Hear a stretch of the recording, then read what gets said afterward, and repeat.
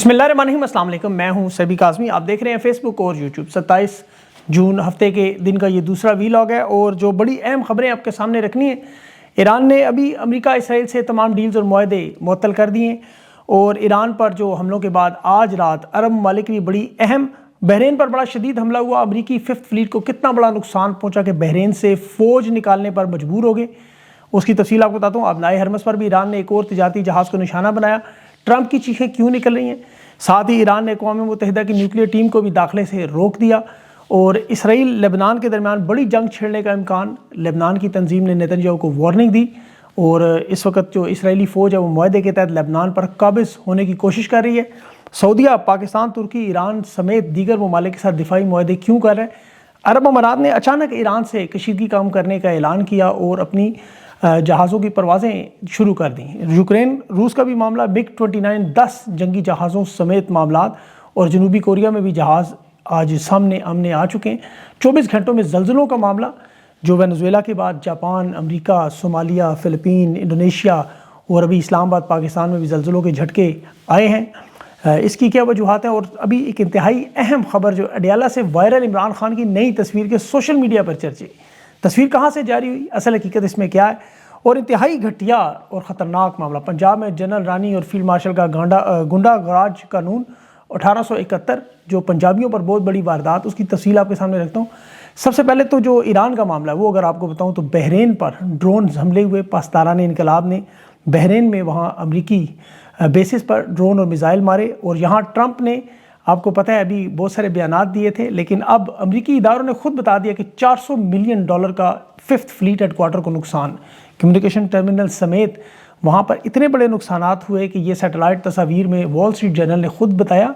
Bahrain की वजारत ख़ारजा ने तस्लीम किया, अरब ममालिक ने भी ज़ाहिर है फिर हमलों की शदीद मजम्मत भी की, लेकिन ये हमले इतने ख़तरनाक थे कि अमरीका मजबूर हुआ कि अब बहरीन से अपनी फ़ौज को वो अपने असासों को इसराइल मुंतकिल करे। फ़ौजी तैनाती का असर जायज़ा लिया जा रहा है कि यहाँ जो फ़ौजी तनसीबात हैं वो महफूज नहीं रहीं।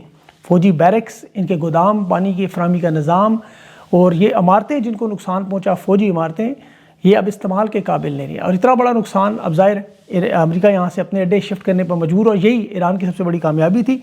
अब नए हरमस पर भी दोबारा ओमान के साहिल के करीब तजारती जहाज़ को निशाना बनाया गया। जो बरतानवी बैन अल-अक़वामी जहाज़ रानी की ट्रेड ऑपरेशन ने कन्फर्म किया कि ये उस रास्ते पर जाने वाले जहाज़ साहिल के करीब ओमान के जो आबनाए हरमस के मुतबादिल रास्ता बना रहे। यहाँ नामालूम मुकाम से ड्रोन हमले हुए और ये ईरान का ऐलान था कि जो भी आबनाए हरमस का मुतबादिल रास्ता इख्तियार करेगा या बग़ैर मंजूरी के यहाँ से निकलेगा उसे निशाना बनाया जाएगा। ये ईरान का, आपको पता है, मंजूर शुदा रास्ता नहीं है और ईरान इस वक्त मुकम्मल तौर पर अमेरिका पर दबाव की पूरी कोशिश कर रहा है कि इन मुफाहमती यादाश्तों पर अमल दरामद करवाने के लिए और ख़ुद को आबनाए हरमस का खलीजी ममालिक से निगरान तस्लीम करवाने के लिए। ताकत तो उन्होंने अपनी तस्लीम करवा ली, अब सियासी मामलात में वो तस्लीम करवाना चाहिए, लेकिन यहाँ मामला थोड़ा सा मुख्तलिफ। अभी ईरान के सुप्रीम लीडर के मशीर ने कहा कि अमेरिका ने ये आर्टिकल 1 उनका जो मुआहदा है और 5वां दोनों की खिलाफ वर्जी की है, यानी सीज़ फायर का जो मुतालबा था वो अमेरिका ने ख़त्म किया है। इसराइल ने लेबनान में जारियत को रोकने की बजाय अपनी फ़ौज दाखिल करनी शुरू कर दी, बल्कि फ़लस्तीन में गज़ा में जो भी रिपोर्ट जारी हुई कि यहाँ 11 अक्टूबर 2025 से सीज़ फायर थी, लेकिन अब तक 1100 फ़लस्तीनी शहीद हुए। 24 घंटों में इसराइल के हमलों में भी 8 फ़लस्तीनी शहीद हुए हैं और 20 ज़ख्मी। अगर सारे देखे जाए तो 3500 के करीब ज़ख्मी और 1100 शहीद होना। सीज़ फायर एक ड्रामा है। अब ईरान में ये एक तासुर पैदा हो रहा है, जो सख्त गिर लोग हैं वो हुकूमत पर दबाव डाल रहे हैं कि ये तमाम मुआहदों से आप निकलें, आबनाए हरमस को दोबारा बंद करें और मुफाहमती यादाश्त पर जब तक अमल दरामद ना हो, खलीज फार्स से लेकर लेबनान तक अमेरिका और इसराइल मुकम्मल तौर पर ना निकलें, ये मिज़ाइल जारी रहें।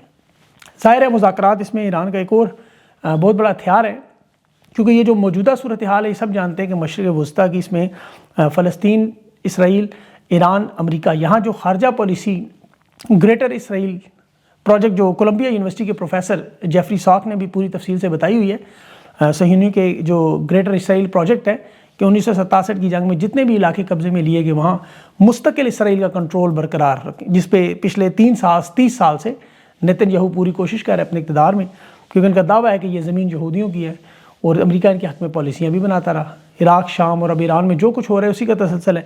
अब ईरान एक वाहिद है जो आउट ऑफ सिलेबस आया और ट्रंप मजबूर हो गया अब मुज़ाकरात की तरफ आया, लेकिन ये मुज़ाकरात आपको पता है कामयाब होना मुश्किल है कि ईरान के जो सख्त गिर हल्के हैं और अवाम है उनका मुतालबा है कि स्विट्ज़रलैंड वाले मुज़ाकरात को भी फ़ौरन मुअत्तल करें। ابھی حزب اللہ کی طرف سے بھی یہی مطالبہ کیا جا رہا ہے کہ چونکہ اسرائیل یہاں فوج لا کے باقاعدہ قانون بنا رہا ہے کہ یہاں کی فوج رہے گی، تعینات کی جائے گی، اسے قانونی قرار دیا جائے گا، اس لیے بھرپور مزاحمت کریں اور ان معاہدوں سے نکل جائیں۔ اب ان معاہدوں کے حوالے سے آپ کو پتہ ہے بڑی اس پہ کوشش کی گئی ہے، بڑی جان ماری گئی ہے، اور امریکہ اور ٹرمپ کے لیے ان معاہدوں کو، مذاکرات کو جاری رکھنا ہے۔ جنگ کے بعد سفارتی کامیابی کے دعوے بھی ہیں۔ تو قطر میں کل ایران کے منجمد اثاثوں کے مذاکرات بھی ہے، بیٹھک بھی ہے۔ اب پتہ نہیں ایران اس میں شرکت کرے یا نہیں، کیونکہ انہوں نے ابھی تو اعلان کیا نہیں کریں، پھر 60 دن بعد ان کے جوہری ہتھیاروں کے مذاکرات بھی ہونے ہیں۔ اب اس سارے عمل میں عرب ممالک بھی آپ کو پتہ ہے پھنسے ہوئے ہیں۔ عراق اور عرب امارات نے بھی ایران کے ساتھ اچھے تعلقات میں فلائٹس بھی شروع کی ہیں، اور اس میں بڑھ کر جو ایران میں جو سپریم لیڈر علی خامنہ ای ان کے نماز جنازہ کی تیاریاں بھی ہیں، اور اس میں بھی ایک بڑی اہم خبر ہے کہ اتنی بڑی تعداد میں عوام کی شرکت متوقع ہے کہ جو ان کی آخری رسومات ہیں وہ غیر معمولی انداز میں فضائی طور پر منعقد کرنے کی تجویز ہے، تاکہ ہجوم کو کم کریں اور سیکیورٹی کو بہتر کریں۔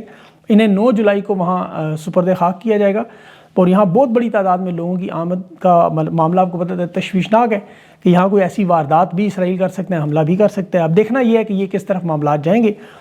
پاکستان کے حالات کی طرف اگر آئیں تو سب سے پہلے تو آج پاکستان کی تاریخ جو فیلڈ مارشل ایوب خان کے دور کے قانون سے، بلکہ اس سے بھی پہلے دیکھیں تو برطانوی راج کا ایک کرمنل ٹرائبز ایکٹ 1871 تھا، جس میں پورے قبیلے اور برادری کو انگریز پیدائشی مجرم قرار دیتے، سرکاری رجسٹریشن کرتے تھے، نقل و حرکت بند کرتے تھے، باقاعدگی حاضری کا رجسٹر رکھتے تھے، صرف ذات پات کے نام پہ۔ وہ عام فوجداری قانون سمیت خاندان برادری سمیت اٹھا لیتے تھے۔ 1918 میں یہ قانون تھا، پھر 1969 میں باقاعدہ فیلڈ مارشل 1959 میں اس نے کمشنر اور ڈپٹی کمشنر کو اختیار دیا کہ کسی بھی شخص کو اس کے رویے، اس کے تعلقات کی بنا پر گنڈا قرار دے دیں، عدالت سے سزا یافتہ ہو نہ ہو، کالے پانی کی سزا دے دیں۔ یہ 1970 میں پھر عوامی لیگ اور بنگلہ دیش کے خلاف بھی جنرل یا خان نے استعمال کیا۔ جنرل رانی اقلیم اختر آپ کو پتہ ہے اس وقت کسی کو گنڈا کہہ کے اٹھوا لیتی تھی، کرتی کیا نہیں ہے کسی کو نہیں پتا، لیکن مشرقی پاکستان میں پھر نفرت بڑھی۔ 2026 میں مریم نواز ناجائز حکومت آپ کو پتہ ہے وزیر اعلیٰ بنی ہوئی، یہاں پنجاب میں انہوں نے habitual offender and anti social behaviour 2026 کے نام سے یہ قانون متعارف کروا دیں۔ ذرا غور سے سنیں کہ یہاں انٹیلیجنس کمیٹیوں کو وہ سفارش کریں گے کہ عدالت میں سزا ہو ثابت یا نہ ہو، بینک اکاؤنٹ منجمد کر دیں، جائیداد ضبط کر لیں، سوشل میڈیا اکاؤنٹس بند کر دیں، موبائل فون، لیپ ٹاپ سب کچھ لے لیں، پھر ان کے پیروں میں ایک کڑا ڈالیں، وہ الیکٹرانک بریسلٹ ٹائپ، اور انہیں نگرانی کریں۔ پنجاب اسمبلی میں یہاں ان کے جو جج سابق سیشن جج ہے خالد محمود رانجھا، اس نے پیش کیا، جج نے۔ اس میں جو رویے لکھے گئے ہیں جی کہ عوامی مقامات پر بدزبانی کرنا، تنگ کرنا سوشل میڈیا پر، غلط معلومات، یہ ان کے ذرا اندازہ کریں تنقید کس بات پہ ہے، ذرا اس کی تعریف دیکھیں۔ اور تعریف کرے گا کون؟ Intelligence committee. اس کے پاس یہ اختیار ہوگا کہ وہ خود فیصلہ کریں کہ کون سا عمل غیر سماجی ہے، کون سا نہیں۔ جس شخص کو پولیس 2-3 دفعہ مقدمات میں ملوث کرے، چالان پیش کرے، عدالت میں جرم ثابت ہو یا نہ ہو، اسے عادی مجرم قرار دے دیں۔ پھر الیکٹرانک ٹریکنگ بھی کریں، اس کی تصویریں بھی بنائیں، فنگر پرنٹس، بائیو میٹرک بھی کریں، ڈی این اے بھی محفوظ کریں، اور اس کا نام اس رجسٹر میں ڈال دیں، پاسپورٹ شناختی کارڈ بلاک کر کے، سوشل میڈیا لیپ ٹاپ لے لیں، جائیداد زمین گھر ضبط کر لیں، انہیں ہو سکتا ہے اس سے بہتر ملک بدر کر دیں۔ مطلب اندازہ کریں کہ چھوٹی مانڈ لے کے مطلب کس لیول کی یہ فستائیت ہے، آپ ذرا سوچیں۔ ایک انٹیلیجنس کمیٹی کرے گی، یہ ہے جنرل رانی کا پنجاب، اور یہ ملک میں مسلط کیے گئے لوگ۔ پہلے آئی جی پنجاب آپ کو یاد ہوگا جو اب DGFIA بن چکے، اس نے جو واردات 9 مئی کے بعد کی، یہ آئی جی آزاد کشمیر کے بارے میں دیکھیں۔ یہ خود صحافیوں کو اور سوشل میڈیا پہ جو لوگ رائے دے رہے ہیں، کشمیر کے حوالے سے بات کرتے ہیں، انہیں براہ راست فون کر کے دھمکیاں دیتے ہیں۔ ایک سے بڑھ کر ایک ذہنی مریض انہوں نے ان عہدوں پہ لگایا ہوا ہے کہ طاقت اور ظلم اور جبر کے ذریعے اس عوام کو ہارڈ ریاست کر کے بنائیں گے، ہارڈ ریاست۔ ابھی تک انہوں نے وہ پنجابی میں کہتے ہیں کیا کھٹا، کیا حاصل کیا۔ صرف آج کے دن کے معاملات دیکھیں، آج کے بلوچستان میں مستونگ اور خارانگ دونوں میں آپریشن کیے گئے، کہا جی 8 فتنۃ الہندوستان کے لوگوں نے مار دیے۔ انٹیلیجنس بیسڈ آپریشن تھا، دہشت گردوں کی اطلاع تھی، ISP آنے کا جی بڑے پیمانے پر ہتھیار بھی پکڑے گئے۔ شہباز شریف نے اور آصف زرداری نے شاباشیاں بھی دے دی۔ پھر خیبر پختونخوا میں بنو میں آپریشن ہوا، وہاں بھی 7 فتنۃ الہندوستان کے لوگ مارے گئے، اور وہاں بھی بڑے پیمانے پر ہتھیار۔ یہ وہی لگی بدی سٹوری جو آپ کو روز سنائی جاتی ہے۔ عالمی ادارے آرمڈ کنفلکٹ ایلوکیشن یونٹ کا ذرا ڈاٹا نکالیں کہ 2022 سے اب تک دہشت گردوں حملوں کی صرف تفصیل دیکھیں۔ 2022 میں 658 تھے، آج تقریباً 2200 کے قریب حملے ہو چکے، 2800 5 گنا اضافہ۔ 118 حملے یہ TTP کر چکی ہے اس وقت 2022 میں، اب 900 کے قریب ان کے حملے ہو چکے، 7 گنا اضافہ۔ خیبر پختونخوا بلوچستان ہر روز دہشت گردوں کے مرنے کی اطلاعات بھی ہیں، لیکن یہاں 3 سے 5 سیکورٹی اہلکار یا عام لوگ دہشت گردی ختم ہونے کا دور دور تک نام نہیں. عالمی رینکنگ میں پاکستان افریقہ کے ممالک سے بھی بدتر حالات میں ہے. اپنے ملک میں شہریوں کو اٹھا کے انہیں مارنا پیٹنا اغوا کرنا ایک فیشن بن گیا. ابھی 9 مئی 2023 میں تحریک انصاف کے جو لوگ اغوا کیے گئے ناحق قید میں، وہ رہا ہونے کے بعد اچانک فوت ہو جاتے ہیں. ابھی ایک ناحق کوٹ لکھپت میں قید الطاف حسین نامی 9 مئی کا اسیر جسے کوٹ لکھپت سے رہا کیا، نکلتے ہی دل کا دورہ پڑا، انتقال ہو گیا. یہ 12واں کارکن ہے تحریک انصاف کا جو رہائی کے بعد فوت ہوئے. یہ اتفاق نہیں ہے، یہ بڑے منظم انداز سے بے رحمانہ نظام کے ذریعے قتل کیے جا رہے ہیں. انہیں اس طرح کے حالات میں رکھا جاتا ہے، یہ بالکل قریب المرگ ہوں تو انہیں آزاد کر دیتے ہیں تاکہ باہر جا کے انتقال ہو، اس کا الزام ریاستی اداروں پہ نہ آئے. لیکن سب جانتے ہیں ان کے ساتھ جیلوں میں کیا سلوک ہو رہا ہے. اور یہ وہ یزید کا ٹولہ انہوں نے مسلط کیا ہوا ہے جو اس انداز میں اذیتیں دیتے ہیں، اس انداز میں تکلیف دیتے ہیں، ایسا ماحول بناتے ہیں کہ ذہنی جسمانی حالت بگڑتی ہے. لیکن جب ظلم اس حد تک آپ کو پتہ ہے بڑھ جائے نا کہ جیسے ہم وہ کتابوں میں یا پی ٹی وی کے خبرنامے میں مقبوضہ کشمیر کا سنا کرتے تھے، آپ کو یاد ہوں گی ساری خبریں، پتہ نہیں آپ کو یاد ہے نہیں، مجھے سب یاد ہے. آج آزاد کشمیر اور جموں کشمیر کا فرق دیکھیں ذرا. 78 سال ہم اسے شاہراہ کہتے رہے اور بھارت کے پاس جو حصہ اسے مقبوضہ کشمیر کہتے رہے، اپنے والے حصے کو آزاد کشمیر. 27 جولائی کو یہاں الیکشن ہے. اب حالات یہ ہیں کہ لوگ اس قدر نفرت کر رہے ہیں ان کے مظالم کی وجہ سے کہ راولہ کوٹ میں 20 دنوں سے لوگ بیٹھے ہوئے ہیں، عوام میں اتنے غصے میں اور بفری ہوئی ہے، میدان بھی نہیں چھوڑ رہی، احتجاج بھی ختم نہیں کری، اور 12 نشستوں کا معاملہ ہے. اب وہاں 27 جولائی کو آزاد کشمیر کی 5 نشستیں ہیں، اس کے لیے کاغذات جمع کروانے ہیں. وہاں کسی امیدوار کی جرت نہیں ہو رہی کہ وہ کاغذات جمع کروائے، اور الیکشن کمیشن کی جرت نہیں کہ وہاں الیکشن میں ان کے کاغذات لے. انہوں نے وہ اٹھا کے پورا پونچھ ہاؤس پنڈی لے آئے کہ یہاں آ کے کاغذات جمع کرائیں. یہ وہاں کے مقامی لوگوں کا حال ہے. 12 نشستیں تو مہاجرین جائیں گے نا وہاں، تو ذرا سوچیں حالات کس لیول میں ہیں. یہاں ان کا ظلم و ستم کی ویڈیوز اب دیکھ رہے ہیں، کبھی پیٹرول پمپ لوٹ رہے ہیں، کبھی دکانیں لوٹ رہے ہیں، کبھی لوگوں کو اغوا کر رہے ہیں اٹھا رہے ہیں، کبھی خوراک ادویات کے ٹرک لوٹ رہے ہیں، ان کا پانی تک بند کر رہے ہیں، انٹرنیٹ تو مکمل طور پہ بند ہے. ابھی وادی نیلم کی وہ ویڈیوز دیکھی میں نے، راستے لوگ بند کر رہے ہیں جہاں سے پاک فوج داخل ہو رہی. یہ کتنا افسوسناک مرحلہ ہے، اور اسے ہم آزاد کشمیر کہتے ہیں. اب دوسری طرف ذرا مقبوضہ کشمیر جائیں. سری نگر کتابوں میں مقبوضہ کشمیر تھا ہمیشہ.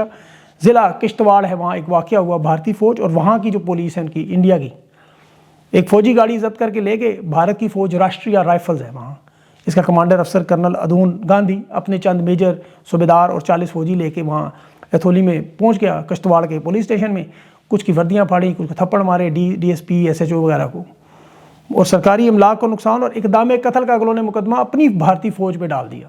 اور بھارتی فوج نے کہا ہم اس پہ بالکل تعاون کریں گے تحقیقات میں، کہ یہ اسلحہ لے کے وہاں پولیس کو مارنے کیوں گئی. پولیس نے ایف آئی آر کاٹی ہے فوج پہ.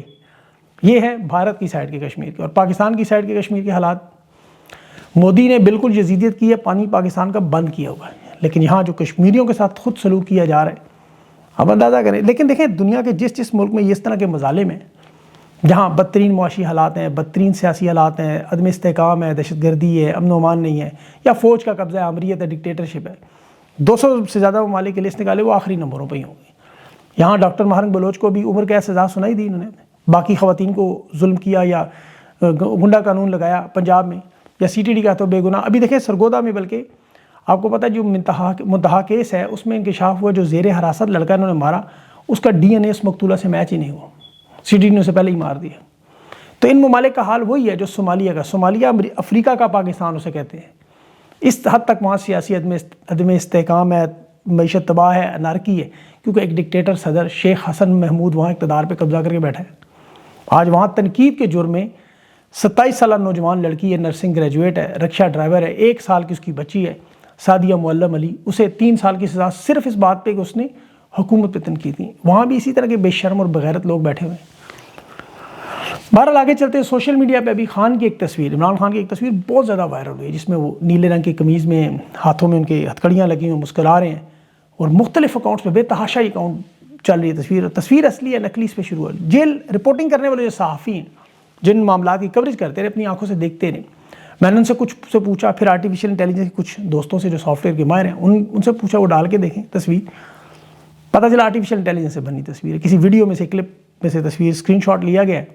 کیونکہ تفصیلات دیکھیں تو کمرہ عدالت بھی، ویسے وہ جو کوریج کرنے والے رپورٹرز ہیں وہ کہتے ہیں ایسا نہیں ہوتا، نہ ہی عمران خان کو ابھی کڑیاں لگیں، اور وہ جو کچھ چہرے و ہاتھوں پر کچھ نشانات بھی نظر آئے وہ بھی اس طرح کے نہیں. پھر مسکرانے والا انداز بھی خان کا نہیں ہے، آنکھیں بھی اس طرح نہیں ہیں. ہم تو خان کی تصویریں روز دیکھتے ہیں، لیکن یہ یزید کے آپ کو پتہ ہے لونڈے لپاڑے ہیں. یہ ایک بات تو سمجھ گئے کہ 4 سال کے بعد بھی عمران خان کی نقلی تصویر پر اس کی ایک جھلک دیکھنے کے لیے دنیا ترس رہی ہے، اور یہ دن رات بیانیاں بنا بنا کے تصویریں مریم نواز کی ٹھوک ٹھوک کے پاگل ہو گئی۔ ابھی محرم کے مہینے میں دیکھیں جہاں یزید کا نام لکھتا ہے اس کے اوپر مریم نواز کی تصویر لگوائی، اندازہ کریں۔ 1 گھنٹہ، یہ صرف 1 گھنٹہ، یا تو کشمیر میں بھی بلکہ انٹرنیٹ سروس کھول کے دیکھ لیں، یا ڈیالہ جیل کا راستہ کھول کے دیکھیں، انہیں پتہ لگ جائے کھڑے کہاں ہیں۔ یہ تو ظلم کے نظام میں ہاتھ رکھ کے بیٹھے ہوئے نا اسپرنگ کے اوپر، ہاتھ ہٹانا ہے پھر دیکھیں اسپرنگ کس طرح اچھلنا ہے۔